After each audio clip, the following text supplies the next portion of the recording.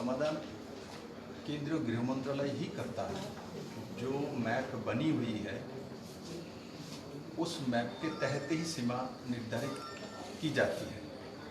तो उसमें किसी गवर्नमेंट को ऑब्जेक्शन है तो वो केंद्र सरकार के साथ इसको टाइप करना चाहिए और इनके सामने रखना चाहिए, क्योंकि हम लोग फेडरल सिस्टम में भारत का ही राज्य है। तो हमारे सीमानाल के आपस में लड़ना झगड़ना ये शोभा नहीं देता। तो इसलिए ये जो आपको लगता है जो आपका सीमा दोबारा दिखना चाहिए व मापना चाहिए, तो आप भारत सरकार में होम मिनिस्ट्री में अपना विषय रख दीजिए, तो अपने आप वो कर लेगा। इसके लिए इस तरफ जाना उस तरफ जाना ये हम लोगों को शोभा नहीं देता।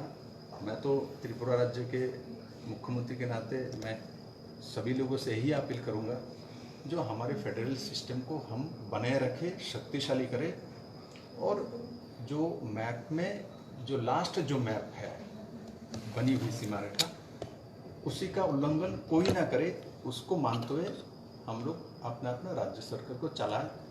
यही संविधान कहता है और संविधान के तहत यही होना चाहिए, और त्रिपुरा सरकार उसी दिशा में काम करता है। हमारे साथ भी कुछ जो घटना घटी थी आप लोगों ने देखा, त्रिपुरा सरकार की तरफ से ऐसा कुछ नहीं किया गया था। जो भी हुआ तब भी हम लोगों ने इसको ऑफिशियली ही ख़त्म कर दिया है, ऑफिशियली।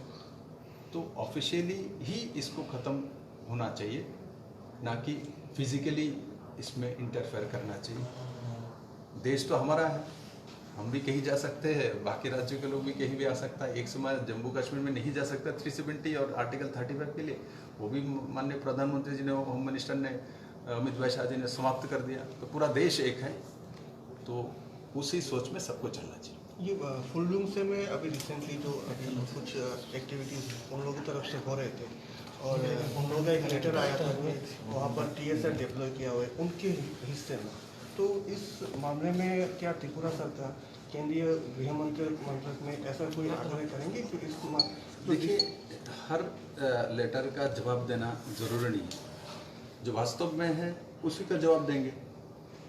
कोई भी आपको लेटर लिखते रहे उसमें कुछ विषय सही होगा तो जवाब देंगे, नहीं तो हमारा काम नहीं है। कोई भी हमको लाके, कोई भी गवर्नमेंट हमको कोई भी कुछ लिखे, तो जब मैं देखूंगा ये विषय सही है तभी हमको रिएक्ट करना चाहिए, नहीं तो क्यों इसमें रिएक्ट करके दोनों राज्य के अंदर जो जनता है उसके अंदर प्रॉब्लम क्रिएट करे। ऐसा मानसिकता नहीं रहना चाहिए, सबको मिलकर चलना चाहिए, और त्रिपुरा उसी दिशा में काम करता है। आपने रियांग गुरु शरणार्थी के बारे में भी देखा, 23 साल से अपने देश में रिफ्यूजी, तो त्रिपुरा ने तो एक्सेप्ट किया ना, अपने भूमि में त्रिपुरा के 37 लाख लोगों ने एक्सेप्ट किया।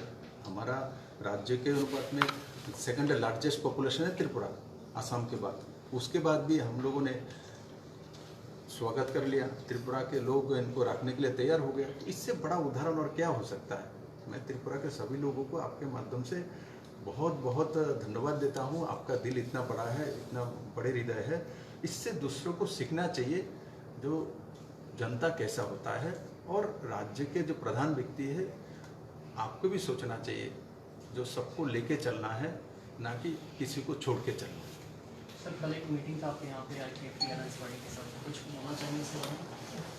वो त्रिपुरा के डेवलपमेंट के बारे में, विशेष करके जो ADC एरिया के डेवलपमेंट के बारे में हमारे सरकार ने क्या क्या काम हुई है, आगे क्या काम करेंगे, इसका हमने रिव्यू किया है।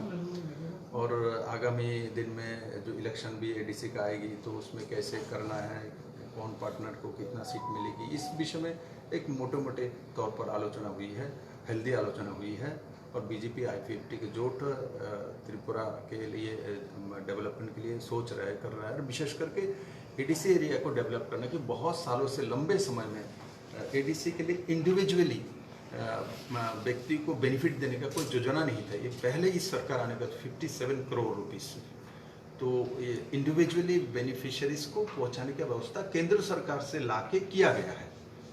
और साथ ही साथ आप इमोशनली भी देखें, आप जैसे आपके ADC का नाम नामकरण कैबिनेट से पास करके केंद्र सरकार के पास भेजा है त्रिपुरा टेरिटोरियल काउंसिल बनाने के लिए। उसके बाद टाउन कमेटी बनाने की, आप किसी को डेवलप करने के लिए बोल रहे हैं तो उसका डेवलप का मापकाठी होना चाहिए। क्या फाउंडेशन कहाँ है? मुंह से बोलने से नहीं होता। तो हमने फाउंडेशन डाला है टाउन कमेटी, इससे एडीसी का जो एरिया की रूपरेखा चेंज होगी।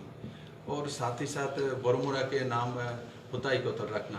कोई भी बरमुरा होके जाता है तो हुताई कोतल, बरमुरा था अभी हुताई कोतल हो गया, क्यों?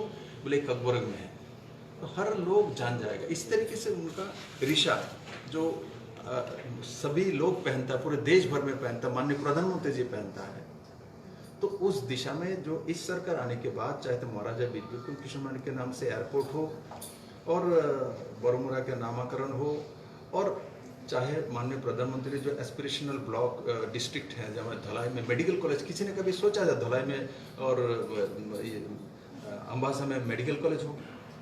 बिना मांगे मेडिकल कॉलेज खुमुलुंग में प्रस्तावित है। तो दो मेडिकल कॉलेज के बारे में एडीसी में इतना सारी एकलव्य विद्यालय बड़ी मात्रा में टेंडर हो चुकी है। कभी किसी ने सोचा था क्या?